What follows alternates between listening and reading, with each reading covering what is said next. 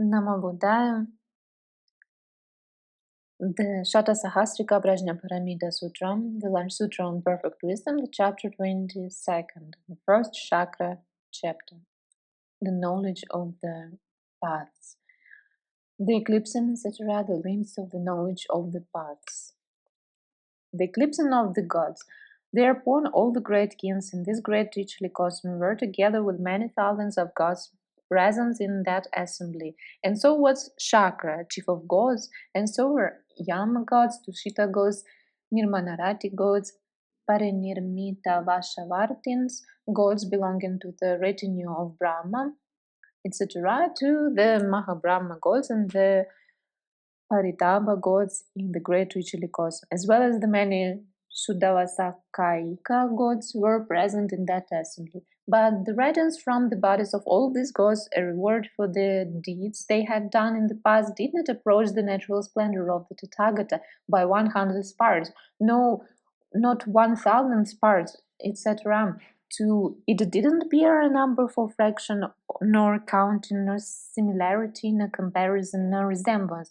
Compared with the splendor of these gods, the splendor of the Tathagata must be declared to be the best, etc., to supreme and surpassing, just as compared with the golden Jambu river in the reddish ploughed field, doesn't gleam, doesn't shine, doesn't appear bright. Just so compared with the Tathagata's natural splendor, the splendor of those gods are a reward for the deeds they had done in the past, did not gleam, did not shine, did not appear bright, but the Tathagata's splendor must be declared to be the best, etc.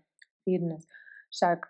All those gods of this great trichiliocosm, Venerable Subhuti, have assembled here in order to hear from the Venerable Subhuti an explanation of perfect wisdom, because they want to hear his exposition of the perfection of wisdom. How then, Venerable Subhuti, should a bodhisattva great being stand in the perfection of wisdom? And what is the perfection of wisdom of the bodhisattva, the great being? Definition of the object. Subhuti. Let me then, Kaushika, through the Buddha's might, through the Buddha's sustaining power, explain to you the perfection of wisdom of the bodhisattvas, the great beings, and how a bodhisattva, a great being, should stand in perfect wisdom. And those gods who have not yet raised their thought to the supreme enlightenment, they should do so now. But those again who have entered to the certainty of definite salvation, the arhats who have reached their last birth, and think that they have done with it all, they are unable to raise their thought to the supreme enlightenment. And why? The flood of birth and death hems them in perversion. And yet I confirm them also, if they also will raise their thought to the supreme enlightenment, own being, I shall not obstruct them when they adopt with wholesome idea activity. For among distinguished dharmas, one should uphold the most distinguished ones. The knowledge of the path, which consists in the cognition of the path of the disciples, the definition of the 16 aspects based on the four truths as a part of the path of the disciples. Therein, Kaushika, what is the perfect wisdom of a bodhisattva, a great being? The aspects of the truth of ill. Here a bodhisattva, the great being, with his productions of thought associated with all knowledge, attends to form as impermanent, ill, not self, quiet, calm. Aspects of the truth of origination, as a disease, a boil, a thorn, a misfortune. Aspects of the truth of ill and origination taken separately so as to arouse aversion, as foreign by its nature a disturbance, but so as to arouse dispassion, as shaky and brittle, but so as to arouse cessation as fearful, troublesome, and a calamity, and what without taking them as a basis. And so with feeling, etc., as impermanent, etc., do come about the consciousness which is conditioned by the formative forces, the name and form, which is conditioned by consciousness, etc. It is that the origination of all this great mass of ill takes place, and he attends to that as impermanent, a calamity without, however, taking it as a basis. Aspects of the truth of cessation, with the production of thought associated with all With all knowledge, he attends to the stopping of the formative forces which results from the stopping of ignorance, and that as absence of quiet calm, isolated, empty, signless, wishless, and unaffected. Because of the stopping of the formative forces, there is the stopping of consciousness, etc. It is thus that the stopping of this whole mass of ill takes place, and he attends to that as absence of self, unaffected, but without taking it as a basis, and with his attentions associated with all knowledge, aspects of the truth of the path, the correct method, progressive activity, that which allows to go forth to deliverance. Moreover, Kaushika, the Bodhisattva, the great being, with the production of thought associated with all knowledge, develops the application of mindfulness, but without taking them as a basis, and so on, etc. He develops the Buddha Dharmas in the same way, and so likewise he courses in the six perfections. Moreover, Kaushika, the Bodhisattva, the great being, who courses in perfect wisdom, understands Dharmas just with Dharma. When he thus, by means of Dharma, softens the Dharmas, moistens them, perfects and augments them, he contemplates without a self, are all these Dharmas devoid of a self or anything belonging to a self. And why? For what is on the part of the Bodhisattva, the great being, the thought of a wholesome root, that is not in touch with the thought of enlightenment. What is the thought of dedication that is not in touch with the thought of enlightenment or with the thought of the wholesome root? What is the thought of enlightenment that is not in touch with the thought of dedication, and why? That which is the thought of enlightenment that does not exist in the thought of dedication and cannot be apprehended in it. That which is the thought of dedication that doesn't exist in the thought of enlightenment cannot be apprehended in it. This Kaushika is the perfection of wisdom of the Bodhisattva, the great being, that he thus contemplates all the dharmas, and yet he doesn't settle down in any dharma or apprehends one. Śakra. How, Venerable Subhuti, is the thought of dedication not in touch with the thought of enlightenment? How is the thought of enlightenment not in touch with the thought of dedication? And how does, in the thought of dedication, the thought of enlightenment not exist and cannot be apprehended in it? How does the thought of enlightenment, the thought of dedication, not exist and cannot be apprehended in it? Subhuti. What is the thought of dedication or of turning over? That is no thought. What is the thought of enlightenment? That is no thought. For no thoughtness is not turned over into no thoughtness. Thus, that is no thought.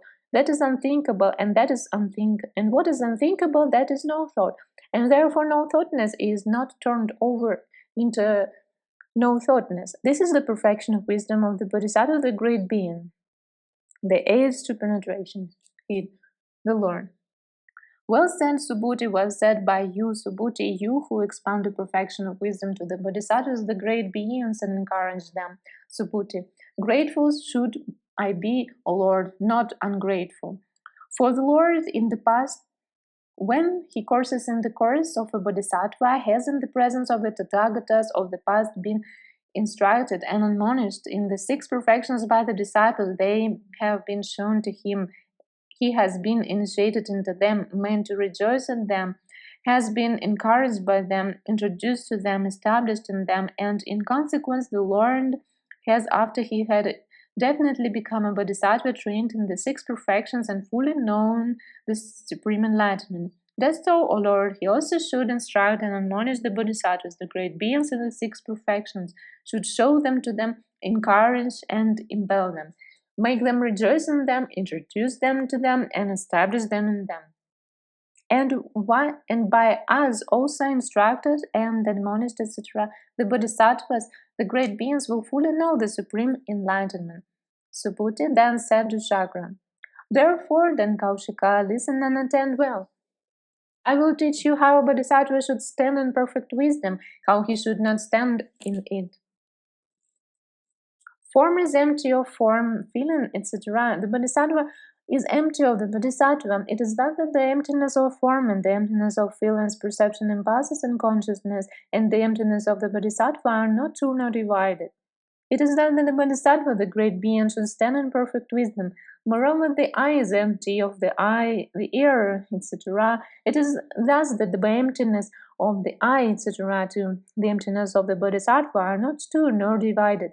It is said that the Bodhisattva, the great being, should stand in perfect wisdom, and so for the physical elements, the 12 links, the 6 perfections, the 18 kinds of emptiness, the applications of mindfulness, etc. Moreover, concentration is empty of concentration, the Dharani doors empty of the Dharani doors, the Bodhisattva is empty of the Bodhisattva. It is said that, moreover, the disciple vehicle is empty of the disciple vehicle, etc. Summit, Śakra. How then, Venerable Subhuti, should the Bodhisattva, the great being, stand in perfect wisdom? Subhuti. Here the Bodhisattva should not stand in forms and feelings, etc., by way of making nothing into a basis. He should not stand in the eye, in sight object, in sight consciousness, in sight contact, not in the feeling born from sight contact, and so for the ear, etc., to the Buddha Dharmas. He should not stand in the fruit of the stream learner, etc., too, in Buddhahood, by way of making nothing into a basis. Patience. He should not take and stand on the idea that form is permanent or impermanent, is, etc., to not isolated. Form is empty or not empty, so for feeling, etc., for everything up to the knowledge of all modes. He should not take his stand on the notion that the fruit of a stream winner, etc., to Buddhahood derives its dignity from the unconditioned.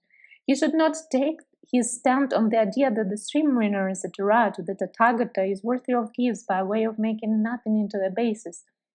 Highest mundane dharmas. Moreover, the Bodhisattva, the great being, should not stand in the first, etc., to 10th stage by way of making it into a basis.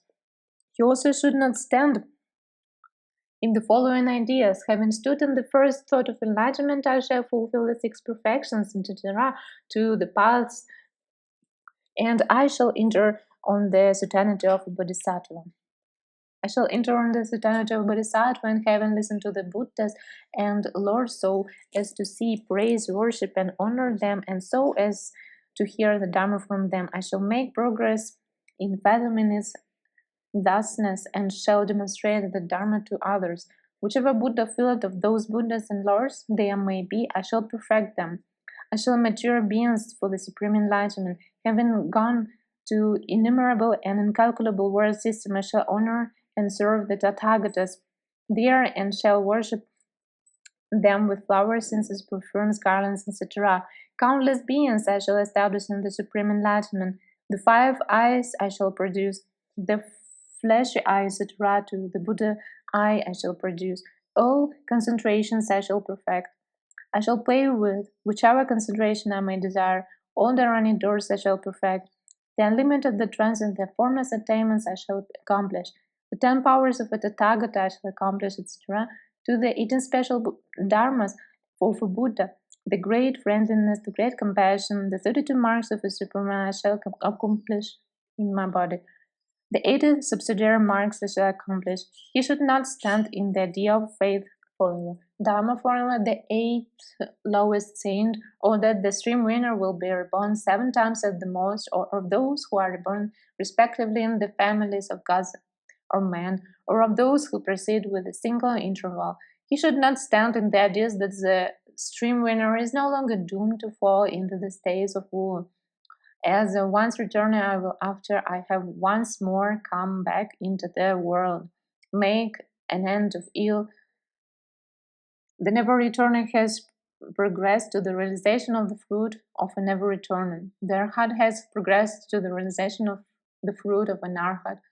He should not stand in the idea of a particular Buddha. He should not stand in the idea that the Bodhisattva, as a Bodhisattva, having transcended the levels of the disciples and the levels of the particular Buddhas, I shall stand on the level of a Bodhisattva. He should not stand in the cognition of the knowledge of the path by not making it into a basis. He should not stand in that idea that having fully known all dharmas in all their modes, having made an end of all defilements and the residues relating to them, I will have, and as a Tathagata, etc., fully known the supreme enlightenment on the will of Dharma. Having done a Buddha's work, I shall lead countless beings to Nirvana also therein. He should not stand, and also not in the idea that having stood in the 4 roads to psychic power and in the faculties, I shall enter on such a concentration that through it I shall abide for eons, countless as the sands of the Ganges. In unlimited lifespan, I shall have the 32 marks of a Superman, each single mark. My single Buddha field shall be as large as countless world systems in all the 10 directions taken together. For me, the great trichiliocosm will become a diamantine from my body tree, will emanate an odor so powerful that no one will have any more greed, hate, or delusion, and that no one will have a disciple thought or a particular Buddha thought, but all these beings shall be fixed on the supreme enlightenment, and these beings who will smell this odor, they will have no illness whatever. In that Buddha field, even the world form will be unknown, or the world's feeling, perception, impulse, or consciousness, or the world's perfection of giving, etc., to applications of mindfulness, etc. It is that the Kaushika that the Bodhisattva, the great being, should not stand in the perfection of wisdom by making it in the basis. Thereupon the Venerable Shariputra thought to him, how then should the Bodhisattva, the great being, stand in perfect wisdom? Subhuti read his thoughts and said, what do you think, Shariputra? Where did the Tathagata stand? Shariputra. Nowhere did the Tathagata stand, for the mind of the Tathagata, etc., sought no support. He stood neither in the conditioned element nor in the unconditioned element, and likewise not in the skandhas, etc., to all the ranidos, not in the Buddha dharmas, and not in all knowledge. Subhuti. It is that the Bodhisattva, the great being, should stand in perfect wisdom, as the Tathagata has not stood in forms, feelings, etc., no, not stood. Just so will I stand, so should the Bodhisattva, the great being, stand in the perfection of wisdom by way of not taking his stand anywhere. The knowledge of the paths, which consists in the cognition of the path of the particular Buddhas. No need to be instructed by others. Thereupon the thought came to some of the gods in that assembly, what the fairies talk and murmur, that we understand, though mumbled. The Subhuti has just taught, uttered, demonstrated, expounded about the perfection of wisdom that we do not understand, Subhuti. You do not understand, sons of gods, what has been said. Gods, we do not understand, Venerable Subhuti. For there, O gods, not even a single letter has been uttered therein. What has not been uttered, that cannot be heard. What has not been heard, that cannot be understood. And why? For not in the letters is the perfection of wisdom, and therefore it is not something that can be cognized or heard or demonstrated. Not in the letters is the enlargement of the Tathagatas, etc., just as a man who is asleep and has dreams would see the Tathagata, etc., demonstrate Dharma. What do you think, O gods? Would now there in anything be demonstrated or heard or understood? Gods, no, Venerable Subhuti. Subhuti. Just so, O gods, all dharmas are like a dream, and therein nothing is heard by anyone or demonstrated or understood. Just, O gods, as if there were two men who stood in a valley between mountains and who would shout words in praise of the Buddha or the Dharma or the Sangha, if from that there would issue the sound of an echo. What do you think, sons of gods, would now through that echo sound be instructed? Gods, no, Venerable Subhuti. Just so, O gods, all dharmas are like an echo. Therein nothing is seen or heard or discerned. Just as clever magician or magician's apprentice would at the crossroads conjure up the Tathagata and also the four assemblies, and that the Tathagata would teach the four conjured up assemblies dharmas. What do you think, O gods? Would now thereby be anything be taught or heard or discerned? Gods, no, Venerable Subhuti. Just so, O gods, all dharmas are like a magical illusion, and nothing is therein demonstrated or discerned. The depth of cognition. Thereupon those gods thought to themselves, may the Holy Subhuti enlarge on the perfection of wisdom. For what he demonstrates, that is deeper than the deep, subtler than the subtle. The threefold distinctiveness. The forsaking of the discrimination of the object by the particular Buddhas.